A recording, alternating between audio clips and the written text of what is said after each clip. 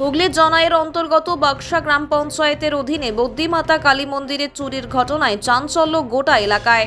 ঘটনা সম্পর্কে জানা যায়, আজ সকালবেলা মন্দিরের পুরোহিত যখন পুজো করতে যায় ঠিক তখনই দেখেন মন্দিরের দরজা ভাঙা, প্রণামী বাক্স পড়ে রয়েছে বাইরে এবং মায়ের গায়ে কোনো গয়না নেই।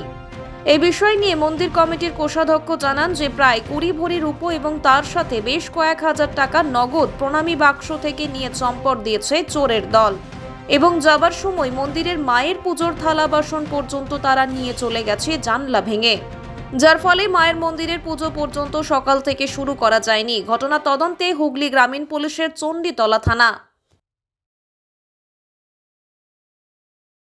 একটা ঘটনা কি দেখছেন এসে?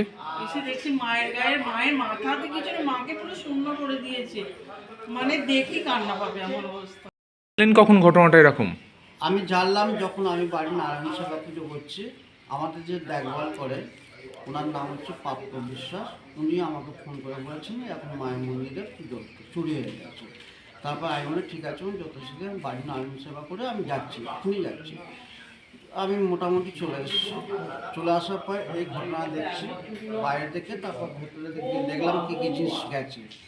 ভেতরে ঢুকলাম, গিয়ে দেখলাম মায়ের সব কিছু শূন্য, মায়ের যাবতীয় যা কিছু বাসন বাসন ছিল সব কিছু নিয়ে চলে গেছে।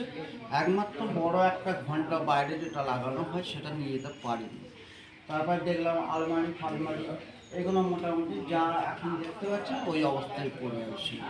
কতটা কি নিয়েছে বলে মনে হচ্ছে? তা আমরা মোটামুটি মায়ের গয়না বলতে রূপোর ছিল, কোনো সময় জিনিস ছিল না। আপনার মোটামুটি ওই 4 ভরি মতন, 4 ভরি মতন রূপো। মুটুক থেকে হাতে মুঠো থেকে তো অনেকটা 4 ভরি কি 4 ভরি মুঠো ফুটো গয়না ফায়না হাতে হাতে 20 ভরির হবে যে অনেক 4 ভরি আর কি ওয়েট 500 ওজনের মতন রূপো আছে। ও মুঠোটা কত ওজন আছে? আপনি কি দীর্ঘদিন ধরেই এখানে পুজো করছেন? মোটামুটি আমরা মানে আমি দিনের বেলা করি আর রাত্রিবেলা আমারই ডাক। এরকম ধরনের ঘটনা আগে দেখেছেন হ্যাঁ, কখনো? এর আগে মানে দেখেছি, মানে চুরি করাটা দেখিনি, কিন্তু এই হয়েছে অনেক যেরকম এসে বাইরে কত বছর আগে সেই ঘটনা ঘটেছিল?